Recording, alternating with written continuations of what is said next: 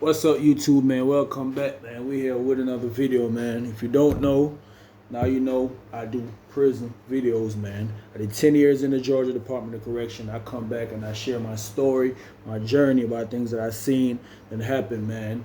Hopefully somebody could see this and make a decision that they do not want to go to jail or go to prison. Now this story, man, is a continuation. This part 2 for the story I dropped last night about that boy Valdosta. He kept trimming around with Punk and the Punk. So go back to last night now.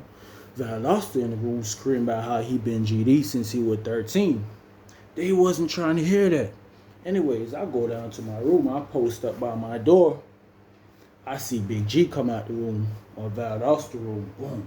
Then it's about 3 more gangsters come out there. Boom. So that means there's 3 of them left in there. Instantly, I knew what that was. It's violation time. Now the GDs that had to be, they probably got one of the most ruthless violation amongst all the gangs that I've been around, man. I done seen Bloods violation, Crips violation, they violation pretty stiff too, man. I done seen some of the Hispanic gangs violation, but GDs violation, man, it's rough, man. It's 3 grown men against 1 grown man for 3 minutes. And then they switch them out and put in a fresh 3 with that same 1 individual for another 3 minutes. So while them folks that came out the room, you could hear it going on in there. Boom, boom, boom, boom, boom. You could hear somebody taking blows, gasping, all that. Now everybody in the dorm, everybody pretty much, some people looking, some people just going about their business, and some people just like, I see Punk in the Punk. His tall ass over there looking scared and looking like he wanted to go help his so-called homeboy from his hometown. But Punk in the Punk, he knew better than that. He knew not to get in them folks' business, man. That's one thing you do not do, man. Sometimes you might be close with somebody, or they might be your partners or whatever, and sometimes it's hard, man, but sometimes you got to know when to stay away from that or whatever. So them boys in there, they doing their thing. Other GDs, they standing outside. When that first 3 minutes up, man, them niggas came out. They sweating. They sweating, man, like they been out there playing football for hours. And mind you, the average fight in a prison, well, this just my opinion from my experience and fights I done been in. The average fight, man, don't last more than 15 seconds because the average person, they gonna get tired. That's just what it is. If you ain't training, you ain't working out, you ain't really built for that pressure in that room, you gonna be in there screaming at somebody put them hands on you, talking about something you tired. Now them boys came out, the first 3, they go back in. Instantly, you hear it again. That boy in there they tearing him up, man. They beating him. By this point, he probably ain't got no fight in him. Man, I don't care how bad you is or how bad you that. You in the room fighting against 3 grown men for 3 minutes. You probably might. It's a slim chance of you surviving. And then they send a fresh 3 in? That's ridiculous, man. I ain't with all that. So, boom, they do all that. Then the last set, they come out. When they come out now, all of them move in unison. They step off on the walk. They went to their respective room, everybody cleaning up themselves. The dorm is somewhat of a panic because they knew what done happened. And most people in that dorm, they know when it's a violation of fights or gang situations where multiple people be in a room against somebody else. They know it could be gruesome. They know it's with a lot of blood in there. He could be injured. I done seen guys took body blows, man, and got internal injury. Their ribs might puncture their lungs or something, and they don't know, and they will bleed and end up getting damaged, man. I got a story about that too, man. I'm gonna share with y'all, but just to keep things on track with this story, man. Everybody went to moving funny. Now, White Boy Dan, which was Valdosta roommate, I seen him slid back off in the room. Big G came down there. He like, man, what's up, bro? Like, what's up, bro? He go off in the room. You could tell he was in deep thought. I could tell that it's something that he didn't want to do it, but being the higher GD in the dorm, the pressure was on him because so-called this man was making the gang look bad by hanging out with the punk. He playing cards with the punk. They sitting in the chow hall together eating. Now they sitting at the sports TV eating chicken together. And these dudes, they say they gangster disciples. And most of them is gangsters. So how that look on their part? They proving this gangster image like that, even though, you know, it be a lot of dudes putting on that image, said speed, and they do be messing around with them punks. But these dudes wasn't standing for it. So everybody going around. Big G, he was like, hey Jamaica, see if you get the white boy there, put the phone up for me. Tell him I need that. I like, bro, to be honest, bro, you might not want to pull that phone back out. I said, reason being, bro, everybody done put their shit up. If the officers come in here and they do rounds and they open that man door and seeing that, I'm sure it's a lot of blood in there, man. Because when some of the dudes they have blood on them, I'm like, bro, you don't want to do that because instantly, and they know this is the thing about it too. When administrations come around and they see somebody beat up or whatever, and they know that person is associated with a gang, instantly they go into that gang. Because they gonna feel like ain't no way y'all are in here and let another gang did it to him. So it must have been y'all that did it to him.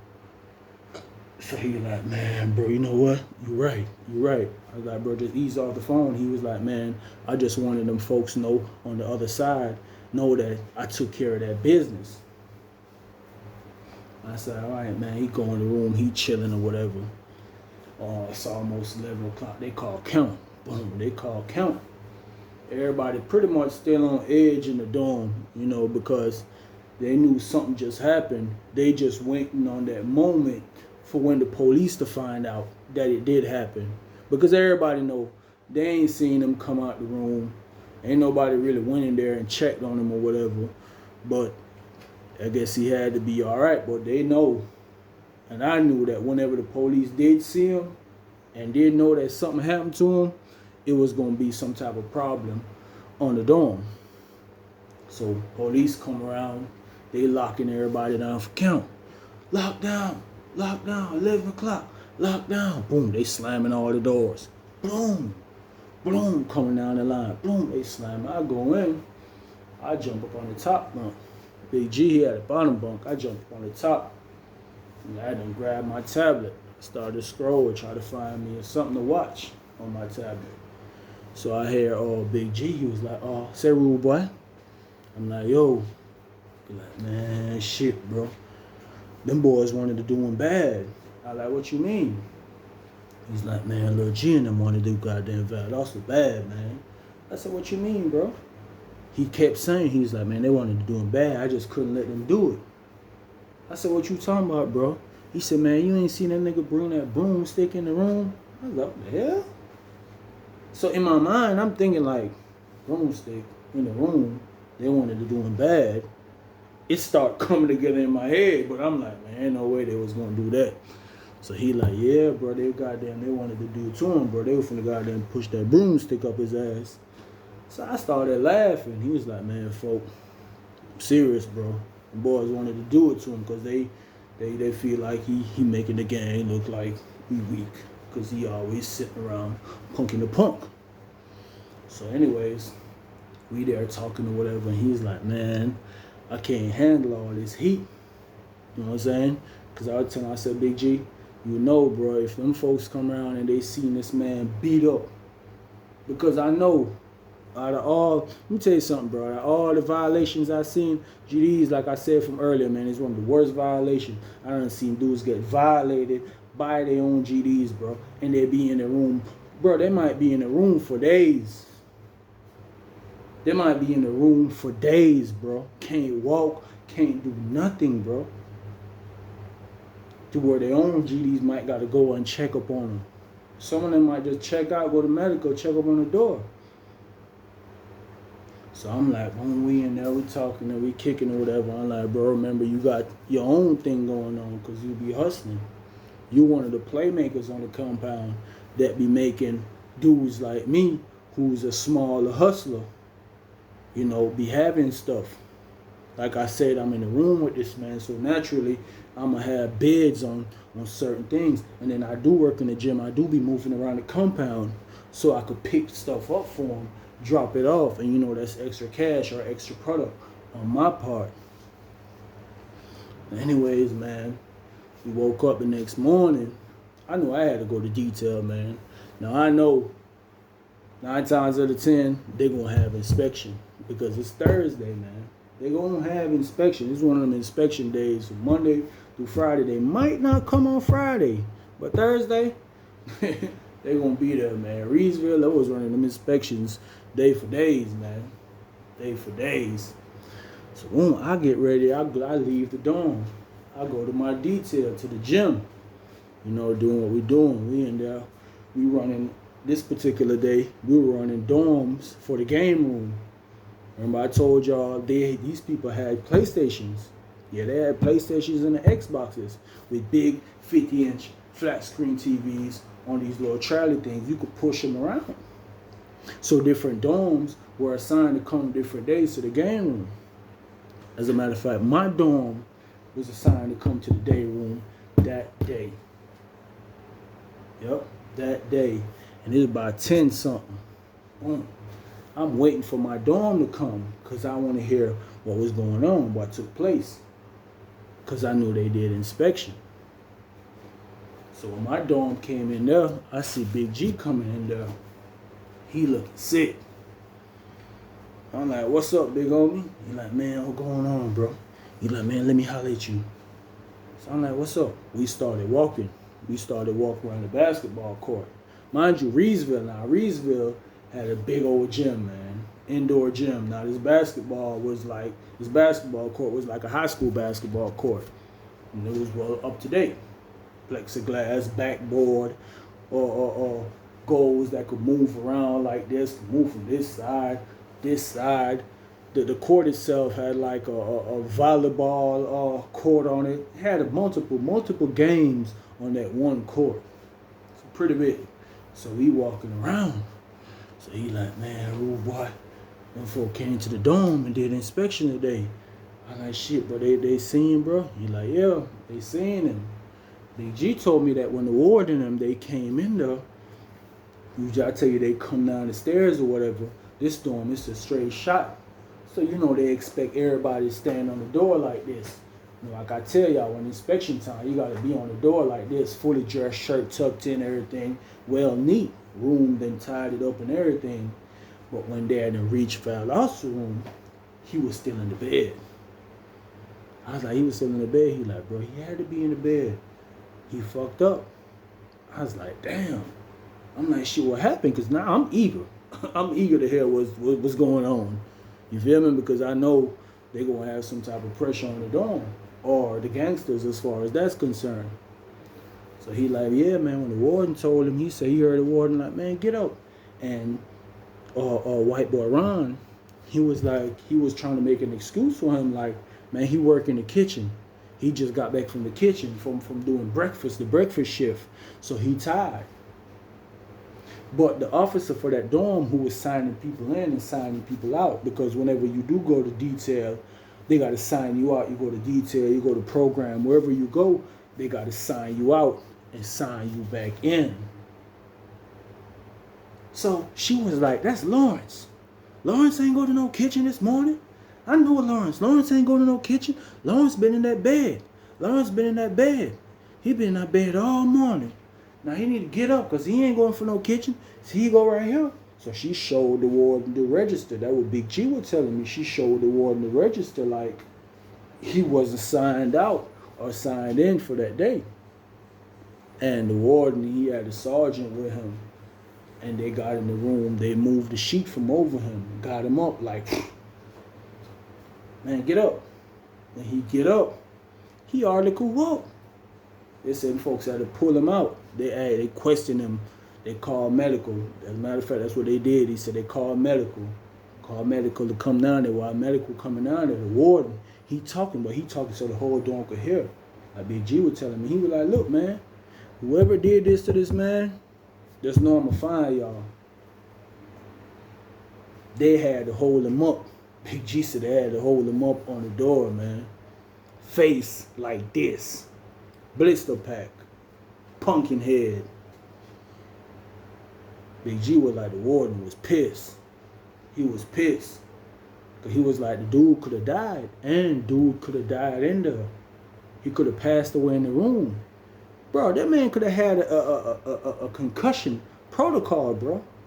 I done got to fighting before, and I was hit a couple times, bro. And after the fight, I'm like, I go after everything is cool and everything's situated, and I ain't even lose the fight. But I got hit a couple times. After I went in my room and laid down, I found myself like, well, I'm feeling like this.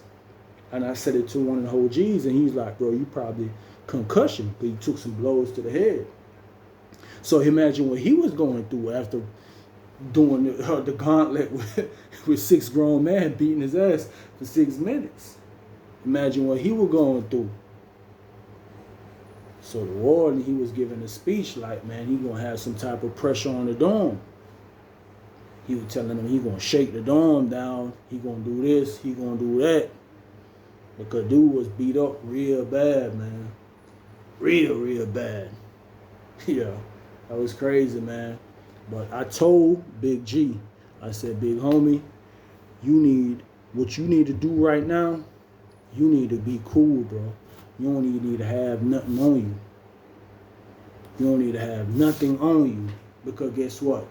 By later on, when you get back to the dorm or something, best believe them folks pulling up on you. They just doing their investigation right now. Once they go in that system, man, and they put that boy name in, and they see GD come up on his file, instantly they gonna look and see what other GDs are labeled in the dorm. And they gonna pull y'all one by one. They gonna pull y'all one by one, because they're gonna be like, how did this happen to him? Couldn't no other gang or no other person just did this man like that, demolished him like that. And y'all ain't started a war about it or defended him. So it had to be y'all.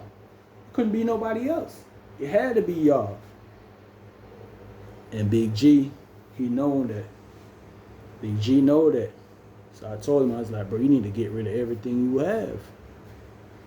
You need to sell it out, send it to the other side of the compound. I know you like to talk on your phone 24/7, but you might got to put that phone up for a couple of days. So we spent a couple more laps, we talking or whatever, and we went over there. Them boys was playing, some people were playing on the half court on one side, and we just went on the other side, boom, taking some shots, shooting around, just chopping it up. He telling me like, man, Jamaica, that's how I always respect you, bro, because, you know, you always gonna keep it real with me and let me know what's going on. I'm like, yeah, bro, you know you gonna have the heat on you. You gonna have it on you. I told him, kick it or whatever, and they end up going back to the dorm. Mind you, I'm still on detail, so I'm still in the gym doing what I'm doing. When I made it back to the dorm later that evening, Big G, when I went to the room, Big G wasn't even there. Big G wasn't even there. I open the door, get my stuff together. When I go in the dorm, off the detail, I like to go get my stuff, get ready for the shower and take a shower.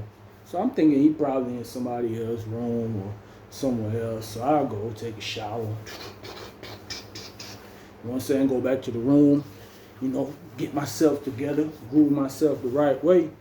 I come back out. I'm like, I'm about to go hit the sports TV, see what's going on now.